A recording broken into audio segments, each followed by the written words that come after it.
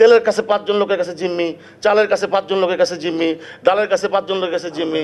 ওনাদের সেমিকন্ডাক্টর ব্যবসায় কোনো ইন্টারেস্ট নাই। এই দেশে মুড়ি বানায় গরিব মানুষ রাস্তায়, ওই যে গ্রামে গঞ্জে, এই মুড়ির ব্যবসা ওনার লাগবে, ঝাড়ুর ব্যবসা লাগবে, সব ওনারা করবে স্যার। না স্যার, একটা নীতিমালা হওয়া উচিত। আপনি ব্যাংক থেকে তাদেরকে হাজার হাজার কোটি টাকা লোন দিচ্ছেন, তারা এক ব্যাংকের চেয়ারম্যান, আরেক ব্যাংকের ডাইরেক্টর, আরেক ব্যাংকের মেয়ে ডাইরেক্টর, তারা সব চেয়ারম্যান, ব্যাংকের চেয়ারম্যান, এনবিদের আগে চুরি যারা করছে সবগুলির ব্যবস্থা নেন স্যার, তাহলেই ঠিক হয়ে যাবে।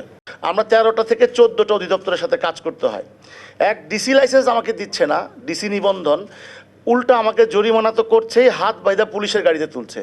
কি নির্লজ্জ দেশে বাস করি, যেখানে হাজার কোটি টাকা চুরি করে নিয়ে যায়, তাদেরকে সমাজে পুনর্বাসন করে, কি সুন্দর স্যালুট দেয় চোরদেরকে। আর আমরা মানে জরিমানা দিতে দেরি হচ্ছে, হাত পেছনে বাইদা জরিমানাটা। আমি কেন ডিসি লাইসেন্স নাই, কেন ফায়ার লাইসেন্স নাই, কেন পরিবেশ লাইসেন্স নাই, কত লাইসেন্স করব?